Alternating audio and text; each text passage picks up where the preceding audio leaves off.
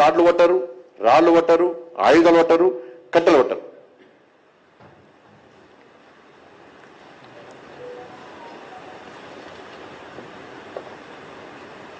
ఇవాళ ఢిల్లీలో జరిగిందేందో ఒక్కసారి చూడండి.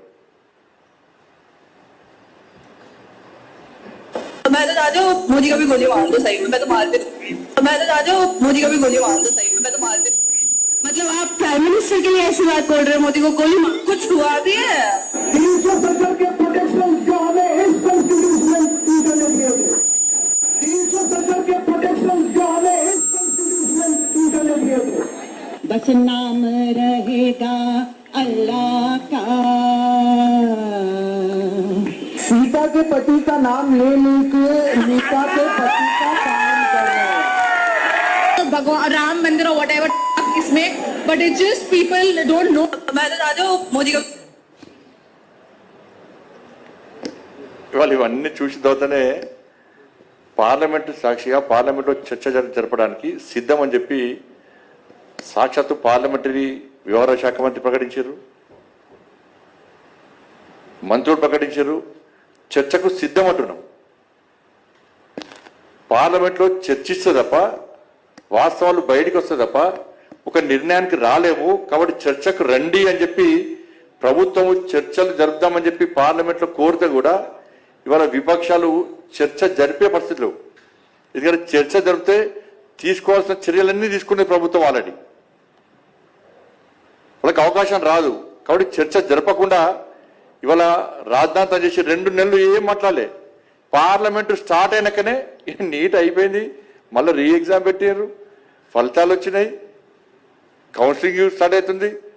అప్పుడు నాకు ఏం మాట్లాడలే. మళ్ళీ పార్లమెంటు స్టార్ట్ కాగానే పార్లమెంట్ వేదికగా గొడవ వేయాలి, ఈ దేశంలో విచ్ఛిన్నం చేయాలని చెప్పి ఒక ఆలోచనతోని ఇవాళ వాళ్ళు అల్లజడి సృష్టించే ప్రయత్నం చేశారు. చర్చకు వస్తలేరు.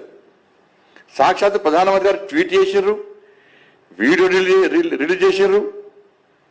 కాబట్టి ఈ విపక్షాలు అందరూ కూడా ఇండియా అలయన్స్కి ఎవరు కూడా సమస్య పరిష్కారం కాదు. తొందర మోడీ గారు చేయాలి, రాహుల్ గాంధీ ప్రధానమంత్రి చేయాలి, బీజేపీని గద్దెదించాలి, బీజేపీ మీద విషం చిమ్మాలి.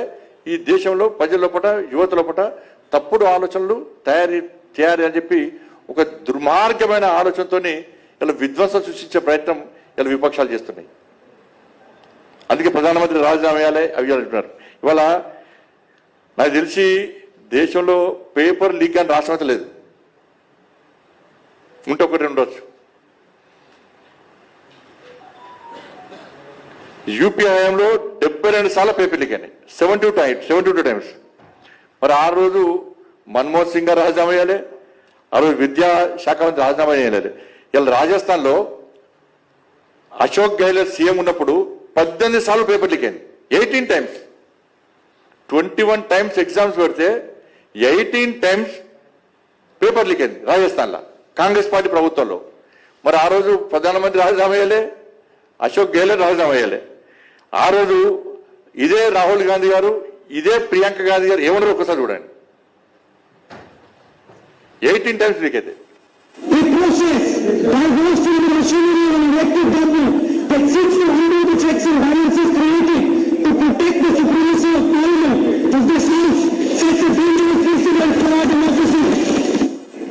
आपको मालूम है पेपर लीक की बड़ी समस्या है. गहलोत जी भी जानते हैं कि राजस्थान में भी पेपर लीक हुए थे और ये एक बड़ी समस्या पूरे देश में है, सिर्फ एक प्रदेश की समस्या नहीं है. और बहुत इसको रुकवाने की कोशिश चाहे कितना भी की होगी गहलोत जी ने, लेकिन फिर भी बार बार ये हो रहा था. ये प्रोसेस వాళ్ళ పంజాబ్లో వాళ్ళు చూడండి, వాళ్ళు కాంగ్రెస్ పార్టీ, వాళ్ళు చేస్తే సంసారం, ఇంకోటి చేస్తే వ్యభిచారం. వాళ్ళు రాజీనామా అయ్యారు. వాళ్ళ హయాంలో పేపర్లు అయితే రాజీనామా చేసే అవసరం లేదంటారు వాళ్ళు, రాహుల్ గాంధీ గారు కానీ ప్రియాంక గారు కానీ. కానీ ఇప్పుడు మాత్రం రాజీనామా చేయాలి. 18 సార్లు పేపర్ లీక్ అయింది, ఒకటి రాజస్థాన్లో, ఓన్లీ రాజస్థాన్లో. దానికి ఇవాళ పంజాబ్లో +2 పేపర్ లీక్ అయింది. మరి కేజ్రీవాల్ రాజీనామా అయ్యలే, రాష్ట్ర ముఖ్యమంత్రి రాజీనామా అయ్యాలి. కర్ణాటకలో మొన్న 10th క్లాసుతో పాటు PUC పేపర్ లీక్ అయింది, అక్కడ రాష్ట్ర ముఖ్యమంత్రి రాజీనామా అయ్యలే. ములాయం సింగ్ హయాంలో, అఖిలేష్ హయాంలో పేపర్ లీక్ అయింది, వాళ్ళకి రాజీనామా వేయాలి. బెంగాల్లో టీచర్ రిక్రూట్మెంట్ లో మొత్తం అవకతవకలు జరిగితే పెద్ద ఎత్తున యుద్ధం జరిగింది. ఆడ మమతా బెనర్జీ రాజీనామా వేయాలి. కేరళలో కమ్యూనిస్టు పాలన కూడా పేపర్ లీక్ అయినాయి, అక్కడ రాజీనామా అయ్యారు. దేశంలో అనేక రాష్ట్రాలు రాజీనామా పేపర్ లీక్ అయిన, ఎక్కడ రాజీనామా వేయాలి, రాజీనామా చేయమని వాళ్ళు అడగలే. ఇక ఇక్కడ తెలంగాణలో కేసీఆర్ గారి పాలన, కేసీఆర్ ముఖ్యమంత్రి ఇవాళ ధర్నా ఇచ్చినట ట్విట్టర్ ఇవాళ. మీ అయ్య పాలనలో, మీ అయ్య ముఖ్యమంత్రి ఉన్నప్పుడు ఎంసెట్ పేపర్ లీక్ అయింది, టీఎస్పీఎస్సీ పేపర్ లీక్ అయింది, ఎస్ఎస్సి పేపర్ లీక్ అయింది. మొత్తం పేపర్లు అమ్ముకోవడమే. మీ కుటుంబం, వీళ్ళ కుటుంబము మొత్తం పేపర్లు అమ్ముకోవడం, విద్యార్థుల భవిష్యత్తు నాశనం చేయడమే. మరి ఎప్పుడన్నా కేసీఆర్ రాజీనామా చేసిండా? నువ్వు రాజీనామా చేసినావా? గ్రూప్ 1 పేపర్ లీక్ అయితే నేను ఫైట్ చేస్తుంటే, గ్రూప్ 1 పేపర్ లీక్ అయితే దానికి వ్యతిరేకంగా ఫైట్ చేస్తుంటే, ఎవడో 10th పేపర్ లీక్ చేస్తే వాడిని అసలు వర్కోక చేతగాక ఈ ఫాల్తీగాళ్ళు అర్ధరాత్రి నన్ను అరెస్ట్ చేసి 5 నిమిషాలకు ఒకసారి కేసీఆర్ అనే వ్యక్తి మందు దాగి, ఫామ్ హౌస్ లో మందు దాగి సిపికి ఫోన్ చేసి ఏడేడు దింపుతున్నావు, ఎక్కడెక్కడ దింపుతున్నావు, ఎట్లా దింపుతున్నావు, బండి సంజయ్ డ్రెస్ వేసుకున్నాడా, ఏ డ్రెస్ వేసుకున్నాడు, ఏ ప్రాంతంలో ఉన్నావు, రాత్రి అంతా దింపాలే, పోలీస్ స్టేషన్ తీసుకురావద్దు, తెల్లారి జైలుకు పంపాలి. జైలు పంపారు. కోర్టు ఏం చేసింది? ఇది ఫాల్త్ కేసు, ఫాల్త్ కాళ్ళు పెట్టిన కేసు, ఇది నీకు ఏం ఆధారం లేవని చెప్పి కేసు కొట్టేసింది, ముట్టికేసి కేసు కొట్టేసింది. 10th పేపర్ లీకేజ్ పట్టుకోలే, గ్రూప్ 1 పేపర్ లీకేజ్ వ్యతిరేకంగా నేను కొట్లాడితే ఒక రాష్ట్ర అధ్యక్షుడిని, ఒక జాతీయ పార్టీకి రాష్ట్ర అధ్యక్షుడిని, ప్రజల చేత ఎన్నుకోవడం పార్లమెంట్ సభ్యుడిని కనీసం గుర్తించకుండా, గౌరవం ఇవ్వకుండా తప్పుడు కేసులు పెట్టి ప్రజల దృష్టి మళ్లించడానికి ఆ రోజు ఏ విధంగా చేసిండో, ఏ విధంగా జైలు పంపిడో మీరంతా చూశారు. అట్లాంటి ఓడియాలు వచ్చి ధర్నా చౌక్లా, నువ్వు ఎత్తేసిన ధర్నా చౌక్లే ఇందా ధర్నా చేస్తున్నావు. ఆ ఎన్టీఆర్ స్టేడియం ధర్నా చౌక్ చూసి నీ యాక్టివ్ చూసి నవ్వుతున్నాయి వాళ్ళు. కనీసం పుట్టినరోజు ఇవ్వాలి.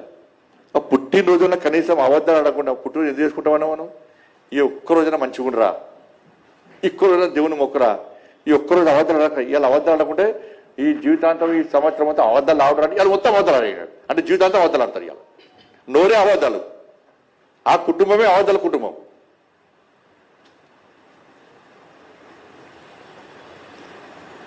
వాళ్ళ మూర్ఖుడా, మీ బినామీ సంస్థ వల్ల, గ్లోబరీనా సంస్థ వల్ల 27 మంది ఇంటర్మీడియట్ విద్యార్థులు, 27 మంది ఇంటర్మీడియట్ విద్యార్థులు ఆత్మహత్య చేసుకున్నారు.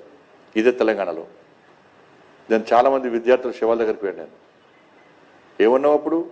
కంప్యూటర్ తప్పు చేస్తే నాకేంది అన్నావు. మరి ఇప్పుడు ఎవరు న్యాయం చేసిండు? ఏడా ఎవరు తెచ్చినడా?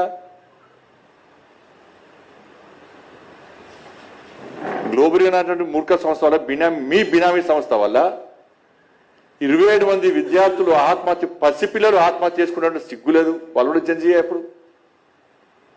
ఇవాళ ధర్నా వేస్తున్నావు, జంజీలకు ధర్నా వేస్తున్నావు, ఆ విద్యార్థులు అడగాలి, ఇటు గల్లబట్టి అడగ ఉంటారు. ఇవాళ అరే ఫాల్తుగా 27 మంది విద్యార్థులు చనిపోయారు నీ మూర్ఖత్వం వల్ల, నీ బినామీ సంస్థ వల్ల. మరి దాని గురించి ఏమంటావు? టీఎస్పీఎస్సీ పేపర్ లీక్ చేసినావు, దాని గురించి ఎందుకు మాట్లాడతలేవు? ఇవాళ 10th పేపర్ లీక్ అయింది, దాని గురించి ఎందుకు మాట్లాడతలేవు? ఇవాళ ముసలి కన్నీరు కారుతున్నావు. ఈయన కట్ట ఢిల్లీలోనట విద్యార్థుల ఆందోళన కళ్ళ నిలచ్చినాయట. నీ మానవత్వం లేదు, మూర్ఖుని నువ్వు, నీ కళ్ళ నిలుస్తాయి.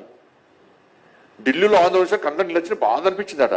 మరి ఇంటర్మీడియట్ విద్యార్థులు చచ్చిపోతే బాధ అనిపించలేదా? మానవత్వం లేదా? మనిషివి కాదా నువ్వు? మా పిల్లలకు అన్యాయం జరిగింది అని చెప్పి పిల్లల తల్లిదండ్రులు బోర్డ్ ఆఫ్ ఇంటర్వ్యూకి వచ్చి ఆందోళన చేస్తే, న్యాయం చెప్పని కొడితే పుట్టు రాడితలు కొట్టాడు. ఇవాళ పోలీసులను కొట్టుమంటున్నావు కదా. ఆ రోజు ఇదే ప్రజలు తెలంగాణ రాష్ట్రంలో మీ ప్రభుత్వ పాలనలో 10 సంవత్సరాల్లో ప్రజలు తిరగబడితే తెలంగాణ రాష్ట్రంలో మీరు మిగలపోదురు, పోలీసులు మిగలపోదురు మీ అవశ్యకాలకు. ఆ రోజు ఇంటర్మీడియట్ విద్యార్థులు చనిపోతే వాళ్ళ తల్లిదండ్రులను కొట్టారు, పిల్లలను కొట్టారు. ఇవాళ జెన్జీ విద్యార్థులు ఇవాళ ప్రశ్నించాలి ఇవాళ కేటీఆర్ను. ఆ రోజు లీకేజ్ చేసినప్పుడు కారణం ఎవరు? నువ్వు కాదా? ఏం చర్య తీసుకున్నావు? మీ అయ్యందుకు రాజీనామా వేయాలి, నువ్వెందుకు రాజీనామా వేయాలి, ఎందుకు లాఠీ చార్జ్ చేసినావు, మా తల్లి ఎందుకు అలగొట్టం అని చెప్పి అడగాలి. ఒకసారి చూడు గ్లోబల్ సంస్థ ఇంటర్మీడియట్ విద్యార్థులది. వాళ్ళు చేసే తప్పుకు మా పిల్లలు బలైపోతున్నారు. దానికి సమాధానం లేకుంటే విద్యాశాఖ వాళ్ళు ఎవరు లేదు. నన్ను ఫస్ట్ ఇయర్ 81% వచ్చింది. సో నేను ఇప్పుడు సెకండ్ ఇయర్ కంప్లీట్ అయితే మిగతా అన్ని సబ్జెక్ట్స్ పర్లేదు, చాలా బాగా వచ్చాయి. ఓన్లీ మ్యాథ్స్ 2Bలో 16 వేసి ఫెయిల్ చేశారు. ఏంది ఇది? అసలు రావాల్సిన ఆయన ఏరి ఫామ్ హౌస్ లో కూర్చుంటే ఎట్లా బయటకు వచ్చి చూసుకోవాలి కదా స్టూడెంట్స్ ని. 17